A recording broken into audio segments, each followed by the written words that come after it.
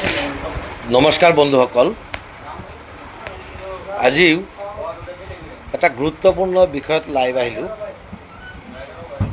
অসমৰ মাননীয় মুখ্যমন্ত্ৰী মহোদয়ে যোৱাকালি ভাৰতৰ স্বাধীনতা দিৱসৰ দিনা, অৰ্থাৎ ভাৰতৰ পবিত্ৰ স্বাধীনতা দিৱসৰ দিনা কিছুমান কথা কৈছে। কথাখিনি মোৰ ভালকৈ হজম হোৱা নাই, সেইকাৰণে কথাখিনি শ্বেয়াৰ কৰিবলৈ লাইভত আহিলোঁ। মুখ্যমন্ত্ৰী মহাশয়, আমাৰ জন্ম অসমত মাটি বাৰীৰ সকলো ডকুমেণ্টছ আমাৰ বংশৰ প্ৰায় মানুহৰ নামতে আছে। আমাৰ নামতো মাটি বাৰী আছে। আমাৰ জন্ম অসমত, ডাঙৰ দীঘল হৈছোঁ, অসমৰ বঁটা বান্ধি খাইছোঁ। আমি কেনেকৈ অচিনাকি ব্যক্তি? কাৰণটো অলপ বহলাই ক'ব নেকি? এটা কথা মনত ৰাখক মুখ্যমন্ত্ৰী মহাশয়, অসমত বসবাস কৰাৰ আপোনাৰো যেনেকৈ অধিকাৰ আছে, আমাৰো অধিকাৰ আছে। কাৰণ আমি ভাৰতীয় নাগৰিক, ভাৰতৰ সংবিধানক শ্ৰদ্ধা কৰোঁ, ভাৰতৰ আইন কানুনক মানো। ভাৰতৰ নহয়, অসমৰ সকলো কলা কৃষ্টি আমাৰ আত্মাত আছে। গতিকে আমি অসমীয়া। আপুনি আপোনাৰ ৰাজনৈতিক ব্যক্তিগত লাভালাভৰ কাৰণে এই আমাক লৈ ইমান তুচ্ছ তাচ্ছিল্য নকৰিব ডাঙৰীয়া। এইখন অসম কাৰো ব্যক্তিগত প্ৰপাৰ্টি নহয়, আপোনাৰো নহয়, আমাৰো নহয়। আপোনাৰো যিমান অধিকাৰ আছে ইয়াত বসবাস কৰাৰ, আমাৰো আছে। আমি উৰি অহা নাই, আমাৰ জন্ম ইয়াত। আমাৰ পূৰ্বপুৰুষৰ এতিয়াও হাড়ি মাটিৰ তলত আছে অসমত। গম পায় আপুনি ৰাজনৈতিকভাৱে ব্যৰ্থ হৈছে। আপোনাৰ ৰাজনৈতিক ব্যৰ্থতা ঢাকি ৰাখিবৰ কাৰণে অসমত মানে এনেকুৱা আমাৰ জাতিটোক আপুনি টাৰ্গেট কৰি লৈছে। কিছুমান অসাংবিধানিক কথা কয়। আইন কানুন সকলোৰে কাৰণে সমান। মই ভাবোঁ আপুনিও ইয়াৰ উৰ্ধত নহয়। হয়, অসমৰ মানুহে আপোনাক ক্ষমতা দিছে 5 বছৰৰ কাৰণে। ক্ষমতা পাইছে বুলি ভাৰতীয় নাগৰিকক আপুনি মানে বিশেষ সম্প্ৰদায় ক'ব, অচিনাকি ব্যক্তি ক'ব, এইটো কথা নহয়। এইটো যুক্তিসংগত কথা নহয়। আমি কোনো অচিনাকি নহয়। আমাৰ চিনাকি আমি অসমীয়া। আমাৰ চিনাকি এইখন গামোচা। আপুনিও যিমান দায়বদ্ধ অসমৰ সংবিধানৰ প্ৰতি, অসম মাতৃৰ প্ৰতি, আমিও দায়বদ্ধ। গতিকে অসমত বসবাসৰ অধিকাৰ আপোনাৰো যেনেকুৱা আছে, আমাৰো আছে। আপুনি কি ভাবিছে এইকেইদিন ধৰি?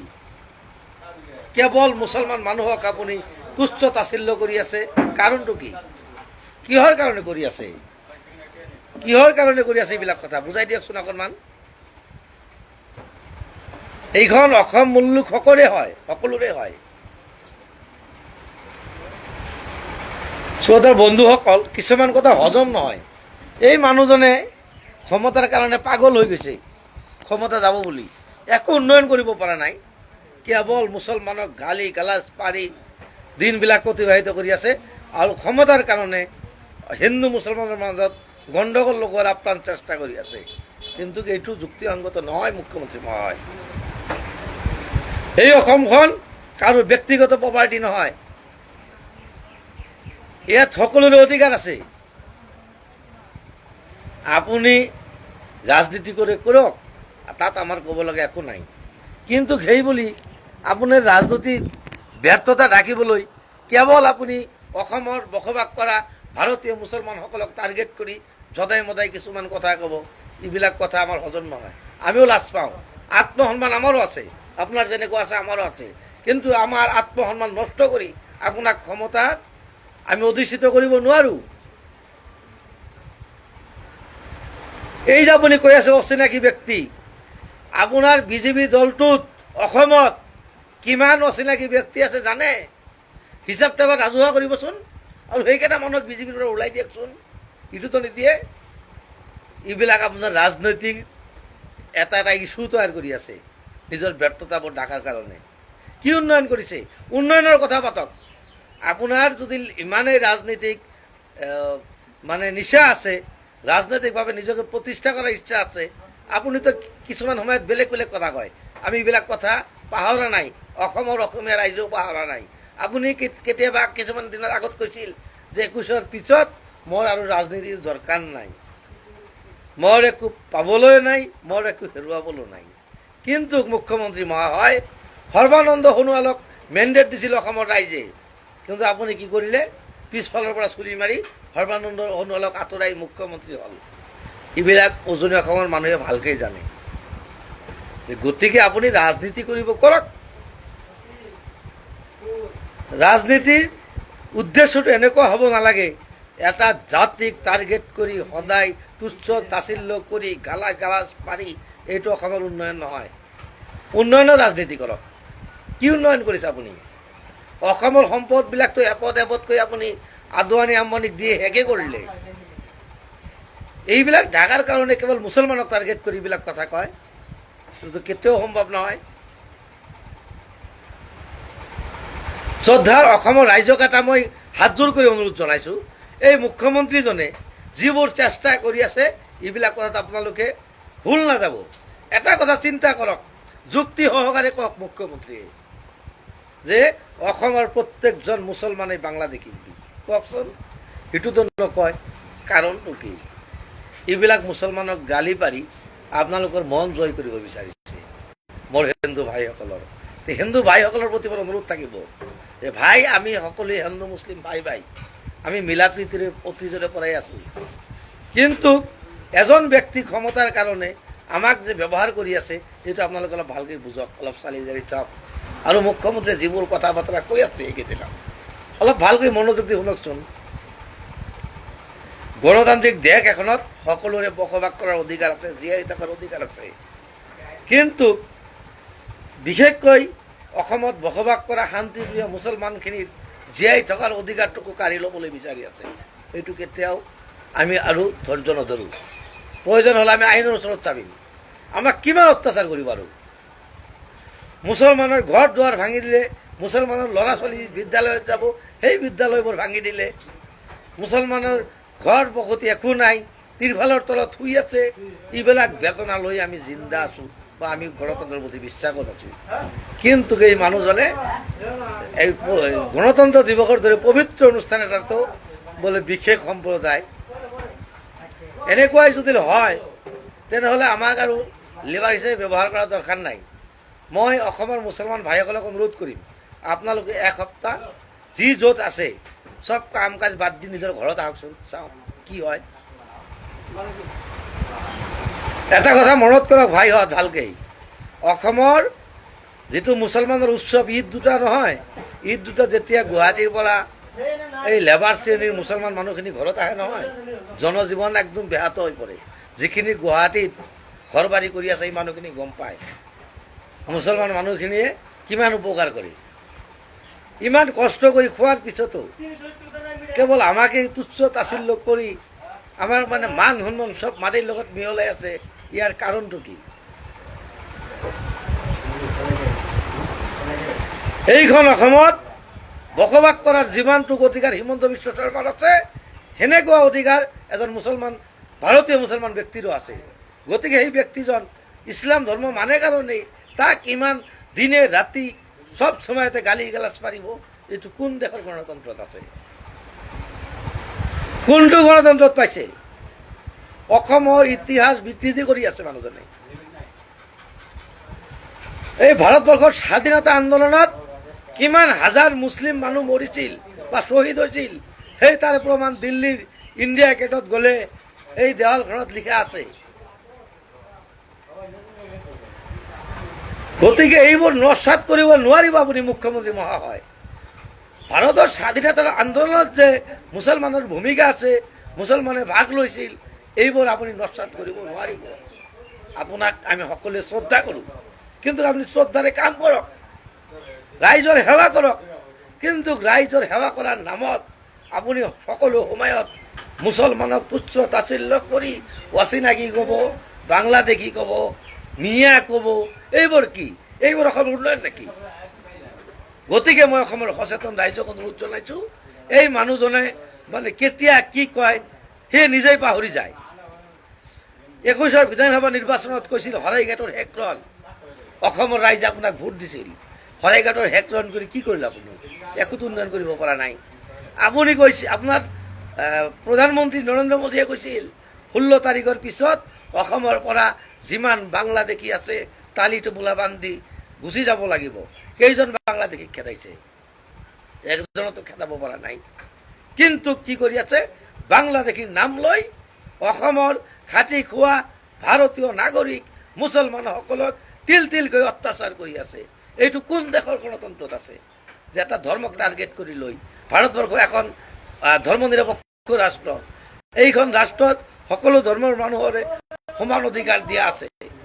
কিন্তু মানুহখিনিক, মুছলমান মানুহখিনিক ইমান অত্যাচাৰ উৎপীড়ন দিনে নিশাই কৰি আছে হিমন্ত বিশ্ব শৰ্মা এণ্ড টিমে। সৰ্বানন্দ সোণোৱালতো অসমৰ মুখ্যমন্ত্ৰী আছিল, তেতিয়াতো মুছলমানক ইমান অত্যাচাৰ কৰা নাছিল। তথাপিও মেণ্ডেট সৰ্বানন্দ সোণোৱালকে পাইছিল। কিন্তু আপুনি চতুৰালি কৰি সৰ্বানন্দ সোণোৱালক আঁতৰাই যে অসমৰ মুখ্যমন্ত্ৰী হৈছিল, সেইটো অসমৰ ৰাইজে ভালকৈ জানে। অসমৰ উজনি অসমৰ ৰাইজে পাহৰা নাই। আপুনি কয় জাতি মাটি ভেটি ৰক্ষা কৰিব। কেনেকৈ ৰক্ষা কৰিব? অসমীয়া মুছলমান মাটি ভেটি মাটি কাঢ়ি লৈ আপুনি আপোনাৰ বন্ধু আদৱানী আম্বানীক দি আছে। এইটো উন্নয়ন নেকি? গতিকে উন্নয়নৰ ৰাজনীতি কৰক। উন্নয়নৰ ৰাজনীতি কৰিলে আমি সকলোৱে আপোনাক সমৰ্থন জনাব পাৰোঁ। কিন্তু আমাৰ ওপৰত কৰি অত্যাচাৰ কৰি ঠাট্টা মস্কৰা কৰি কেতিয়াও আপুনি অসমৰ মুছলমানৰ আদায় কৰিব নোৱাৰিব। মুখ্যমন্ত্ৰী এইখন অসমত আপোনাৰ যিমান আছে, অসমৰ ভাৰতবৰ্ষৰ নাগৰিক হিচাপে এজন মুছলমানৰো সিমান অধিকাৰ আছে। মই বাংলাদেশীৰ পক্ষত নহয়, বাংলাদেশীক ভাৰতৰ পৰা উলিয়াই দিয়ক, আমি সহায় কৰিম।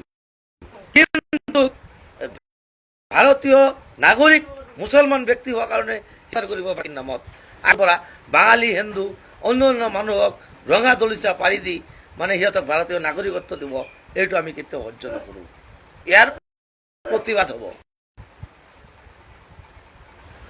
মোৰ দৃঢ় বিশ্বাস ৰাইজৰ প্ৰতি, অসমৰ কোনো এজন সচেতন নাগৰিকেই 2014 চনৰ 1 ডিচেম্বৰ বাংলাদেশৰ পৰা অহা নাগৰিকত্ব দিয়ে অসম ৰাইজে। এইটো লৈ কা আন্দোলন হৈছিল। আমি কা আন্দোলনৰ কথা পাহৰি গ'লে নহ'ব। কা আন্দোলনত অসমৰ 5জন তেজাল যুৱকক আপোনাৰ পুলিচ বাহিনী দি গুলীয়াই হত্যা কৰিছিল। কিন্তু সেই 5জন শ্বহীদৰ তেজ আমি এনেই যাব নিদিওঁ। এটা দেশত দুটা আইন ক'ত পাইছে? এইটো ভাৰতবৰ্ষৰ আইনী ব্যৱস্থাই সকলো ধৰ্মৰ মানুহকে সমান অধিকাৰ দিছে। আমাকো বাসস্থান সাজি জীয়াই থকাৰ অধিকাৰ দিছে। কিন্তু এই আপুনি ভালকৈ পৰীক্ষা নকৰি অসমৰ মেধিপাত্তা থকা মানুহতো আপুনি অসমৰ ভাৰতৰ বৈধ নাগৰিকক অচিনাকি ব্যক্তি বুলি কয়। কাৰণটো কি? আমি অচিনাকি নহয়, আমি চিনাকি। আৰু আমাৰ চিনাকি এইখন অসমীয়া গামোচা। অসমীয়া জাতিৰ লগত আমি মিলিন হৈ গৈছোঁ। গতিকে আপোনাৰ ৰাজনীতিৰ নামত মুছলমান মানুহক তুচ্ছ তাচ্ছিল্য কৰা বাদ দিয়ক মুখ্যমন্ত্ৰী মহোদয়। এইখন অসম মূল্যক সকলোৰে থকাৰ অধিকাৰ আছে, কেৱল বাংলাদেশীৰ নাই। বাংলাদেশীক আমি অধিকাৰ দিব বিচৰা নাই। কিন্তু আপুনি এটা মানুহ দুইফালে মাৰে। এফালে কয় মুছলমান ভাৰতীয় নাগৰিকখিনি বাংলাদেশলৈ গুচি যাওক, সিহঁত অচিনাকি ব্যক্তি। আনফালে ৰঙা দলিচা পাৰি দি আছে 2014 চনলৈকে বাংলাদেশৰ পৰা অহা বাঙালী হিন্দুখিনিৰ ওপৰত থকা যিমান ফৰেন দিয়াৰ কেছ সেইবোৰ নাইকিয়া কৰিব কৈ আছে। আকৌ সিহঁতক নাগৰিকত্ব দিয়াৰ কাৰণে ব্যৱস্থা কৰি আছে। কেনেকুৱা আইন?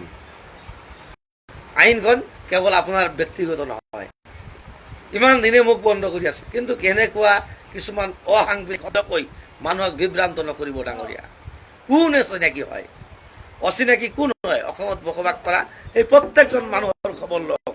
কোন গাঁৱত তাৰ বসতি, কোনটো তাৰ ঘৰ নম্বৰ কিমান, তাৰ এনআৰচিত নাম আছে নাই, ভাৰতীয় নাগৰিক হয়নে নহয় নকৰাকৈ আপোনাৰ ব্যক্তিগত লাভৰ কাৰণে আপুনি মুছলমানতকৈ অচিনাকি ব্যক্তি। কাৰণটো কি? কেনেকৈ অচিনাকি? অসমৰ অচিনাকি মানুহৰ যদি আপুনি ৰক্ষা কৰি আছে, আপুনি এই বাংলাদেশৰ পৰা মানুহখিনি অহা অচিনাকি মানুহ এইটো আমিও স্বীকাৰ কৰোঁ। সি হিন্দুই হওক মুছলমানেই হওক 1971 চনৰ পিছত অহা সকলো মানুহেই অচিনাকি, কিন্তু বাছি বাছি কেৱল মুছলমানক আপুনি অচিনাকি ক'ব, আৰু সেই মুছলমানখিনি ভাৰতৰ নাগৰিক, 100% বিশ্বাস আছে। কিন্তু আপোনাৰ শুয়ে ভয়ে থকা 1914 ডিচেম্বৰৰ পিছত বাংলাদেশৰ পৰা অহাখিনিক আপুনি আপোন কৰি লয়, ইয়াৰ কাৰণটো কি, উদ্দেশ্যটো কি? একমাত্ৰ উদ্দেশ্য আপুনি মুখ্যমন্ত্ৰীখন কামুচি মাৰি ধৰি ৰাখিব। কিন্তু আপোনাৰ এই চেষ্টা আৰু অসমীয়া ৰাইজে এই সুযোগ আপোনাক দিয়ে, 5 বছৰ দিছিল আপোনাক, আপুনি কিমান উন্নয়ন কৰিছে অসমৰ ৰাইজে ভালকৈ জানে। লাইভটো বেছি দীঘলীয়া কৰোঁ, বহুত কথা আছে, সময় কম।